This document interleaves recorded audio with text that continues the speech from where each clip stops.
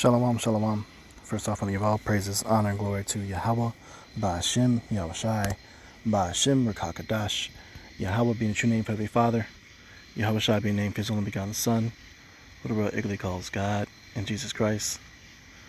Give double honors to our apostles and elders, a great millstone, Natasha's truth and will, and citations to hopefully pushing this truth and honesty and sincerity. Spread the Yahweh, because we know it's the spirit power Yahweh Shemashai, and this lesson is going to words of wisdom through the Spirit. Let's start with this precept. This is the book of Matthew 11, verse 29. It says, "Take my yoke upon you and learn of me, for I am meek and lowly in heart, and ye shall find rest unto your souls." All right, Yahweh Shai is our rest. Yahweh Shai is our rest, man. Okay, there's a lot of tribulation and afflictions, and living in Babylon the Great, in the hell that we catch, but there's a balance to it, because when you learn more of the Lord, he can give you peace. He can bring peace to you and give you mentally a way out, such as right now, as you can see, I'm out in the wilderness and enjoying the feast of the tabernacles. I just threw some lamb steaks on the fire, and cooked them with me and my seeds, to try to escape the bullshit and the insanity that we have to deal with, as far as the hell that we catch, and this is a week-long period. It's a good recharge, man. And learning about the Feast of Tabernacles, is being able to participate in it is a way to escape, to get a little bit of rest in this hellhole that we're living in. Now we can't always catch a whole break, because we are living in our punishment. This is our captivity, for breaking law, statutes, commandments. But nonetheless, it is a little bit of an uplifting thing to be able to do, and this comes with learning about the Lord. Okay, so as we learn of Him, it says, "I am meek and lowly in heart, and ye shall find rest unto your souls." Right, man. When you're reminded of the scriptures, and you're reminded of the promises that you're going to be given, there's nothing that's going to bring you down too much. You can pretty much bear it and go through it. Yeah, it's extremely vexing, some of the things that we have to go through, because your average ordinary person would just off themselves. But brothers, stay pushing. They stay pushing, So learn of the Lord, man. Learn of the Lord. Okay, seek Yahweh Ba'ashem Yahushai for relief. All right, so this is Matthew 28:20. It says, "Teaching them to observe all things whatsoever I have commanded you, and lo, I am with you always, even unto the end of the world." Amen. Okay, to observe all things whatsoever I have commanded you. So we observe all the law, statutes, commandments, the high holy days, how we conduct ourselves, how we manage stress, and manage the difficulties, in these afflictions that we get. Okay, because the Lord is with us. The Lord is with the men of a great millstone, man. I believe that. The Lord is with the men that are out there prophesying at the highways and hedges, that teach the good, correct doctrine, even if they don't have the title of great millstone. Those that are in the truth, that are keeping the law, statutes, commandments. The Lord is with us, man. And there's nothing that the enemy can do against you, unless it's what you allow them to do, and allow them to get through to you, man. Just follow the Spirit, stay in the Spirit, and you will prevail. Okay.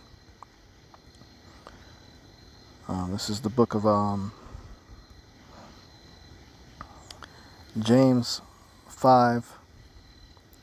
This is the book of James 1:12. It says, "Blessed is the man that endureth temptation, for when he is tried, he shall receive the crown of life which Yahweh hath promised to them that love him. Okay? So you're considered blessed if you actually can push through and endure the affliction and the temptation. You'll be good to go, you know. But you got to have that patience. Got to have that backbone to get through it. And it's just something you got to get through. It's not about to last forever, man. Brothers sometimes forget that when they going through the hell that they catch, you know. They forget that it's just temporary. Temporary afflictions, man. It's not about to last forever, man. You know, you just gotta push through it. Continue to push through it, and you're gonna be straight, man. Okay?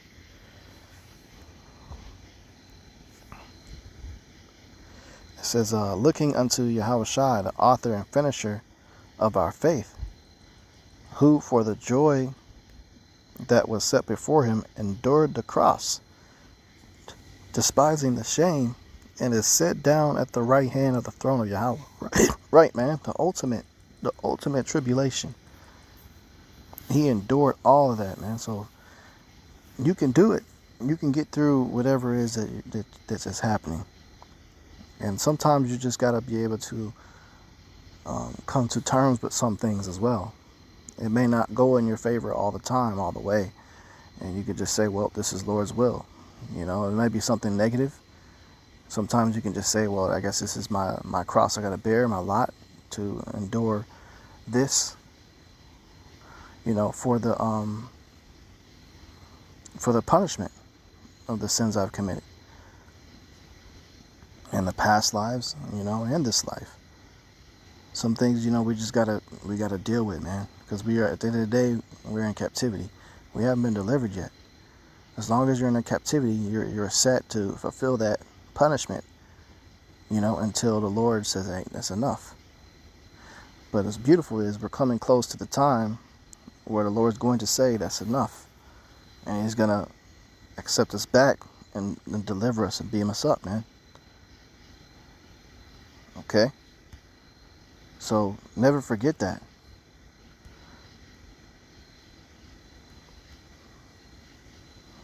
This is the book of Matthew 5:11. It says, blessed are ye when men shall revile you and persecute you, and shall say all manner of evil against you falsely for my sake.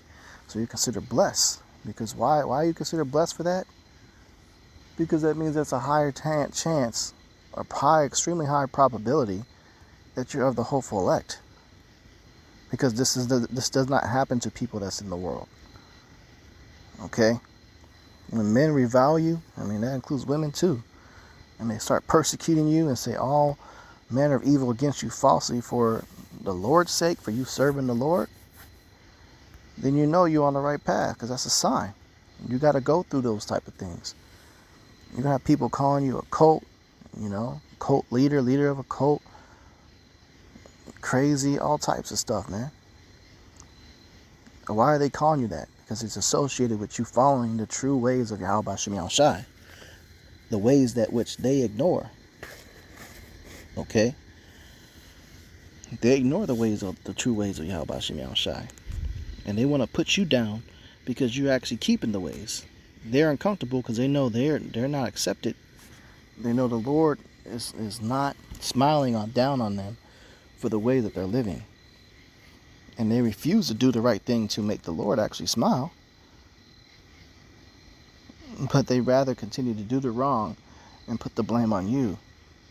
They try to brush off the guilt and pin it on you just to get rid of it, so they don't have to feel it. They rather put it on someone else, you know. So this is why they treat you this way, for serving the Lord, because they don't have the backbone. They don't have the courage to serve the Lord fully. They're spiritually wicked and lazy and unfit, but you're not. So when you begin to receive all this evil from other people or a person, just remember that, okay?